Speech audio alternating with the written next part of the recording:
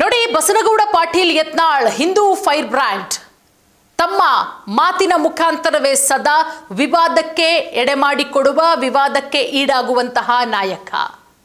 ಮಾತಿನ ಮುಖಾಂತರವೇ ಬಿಜೆಪಿ ಪಕ್ಷದಿಂದ ಉಚ್ಚಾಟನೆಯಾಗಿರುವ ನಾಯಕ ಬಸನಗೌಡ ಪಾಟೀಲ್ ಯತ್ನಾಳ್.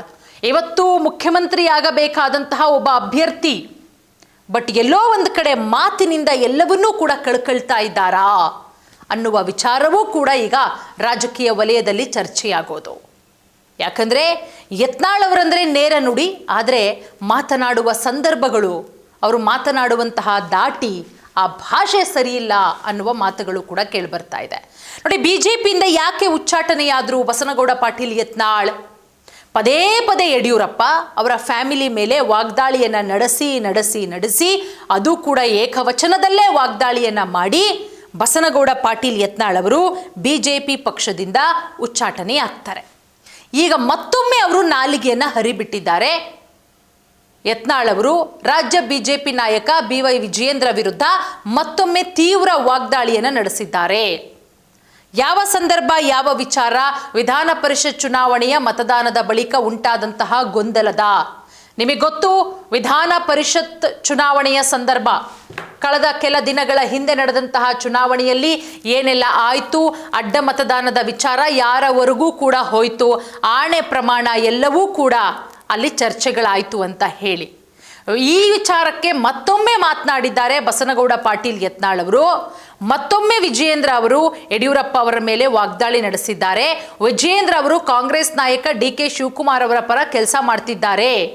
ನೀನು ಹೋಗೋ ಕಾಲ ಬಂದಿದೆ, ಏಕವಚನದಲ್ಲೇ ಎಚ್ಚರಿಕೆ ಕೊಟ್ಟಿರೋದು. ನೀನು ಹೋಗೋ ಕಾಲ ಬಂದಿದೆ, ನಿಮ್ಮವ್ವ ನಿಮ್ಮಪ್ಪನ ಇತಿಹಾಸ ಗೊತ್ತಿದೆ, ಅಗತ್ಯ ಬಿದ್ದರೆ ಸಾಮಾಜಿಕ ಜಾಲತಾಣದಲ್ಲಿ ಅದೆಲ್ಲವನ್ನ ಕೂಡ ಬಹಿರಂಗಪಡಿಸ್ತೇನೆ. ನಾನು ಮೊನ್ನೆ ಬಿಜೆಪಿಗೆ ಮತ ಹಾಕಿದ್ದೇನೆ, ನಾನು ಯಾವ ಪಕ್ಷದ ಶಾಸಕನಾಗಿದ್ದೇನೋ ಅದೇ ಪಕ್ಷಕ್ಕೆ ನಾನು ನಿಯತ್ತಿನಿಂದ ಇದ್ದೇನೆ, ನಿಷ್ಠೆಯಿಂದ ಇದ್ದೇನೆ. ಕೆಲವರ ಎದೆ ಒಡೆದಂತಾಗಿದೆ.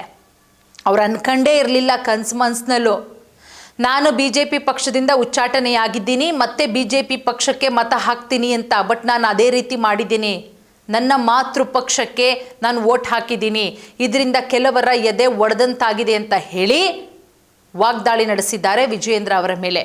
ಕೆಲವರು ಕಾಂಗ್ರೆಸ್ನಿಂದ ಹಣ, ಅಭಿವೃದ್ಧಿಗೆ ಅನುದಾನ ಸಿಗಬಹುದು ಅಂತ ನಿರೀಕ್ಷೆ ಮಾಡಿದರು. ಅತ್ಯಂತ ವ್ಯವಸ್ಥಿತವಾಗಿ ವಿಧಾನ ಪರಿಷತ್ ಚುನಾವಣೆಯಲ್ಲಿ DK ಶಿವಕುಮಾರ್ ಅವರಿಗೆ ಸಹಾಯ ಮಾಡೋ ಕೆಲಸವನ್ನ ಬಿಜೆಪಿ ರಾಜ್ಯಾಧ್ಯಕ್ಷ ವಿಜಯೇಂದ್ರ ಮಾಡಿದ್ದಾನೆ. ಏಕವಚನದಲ್ಲೇ ಶಾಸಕ ಬಸನಗೌಡ ಪಾಟೀಲ್ ಯತ್ನಾಳ್ ಹರಿಹಾಯ್ದಿದ್ದಾರೆ.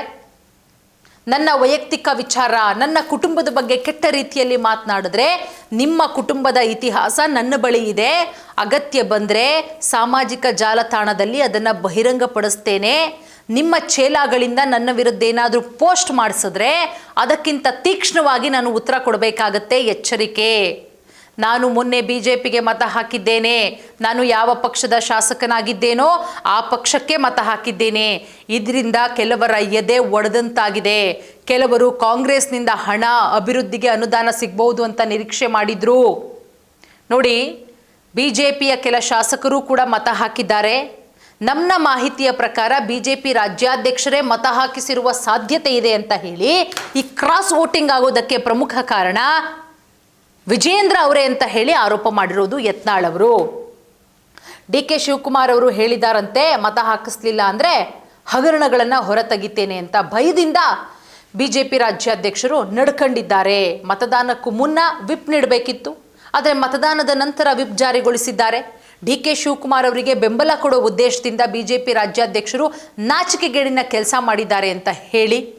ಸೊ ಹಾಗಾಗಿ ಯತ್ನಾಳ್ ಅವರು ಪದೇ ಪದೇ ವಾಗ್ದಾಳಿಯನ್ನು ಮಾಡ್ತಾ ಇದ್ದಾರೆ. ಪಕ್ಷದಿಂದ ಉಚ್ಚಾಟನೆಯಾದರೂ ಕೂಡ ಈ ವಿಚಾರ ಎಲ್ಲಿಗೆ ಹೋಗಿ ನಿಲ್ಲುತ್ತೆ ಕಾದು ನೋಡಬೇಕು.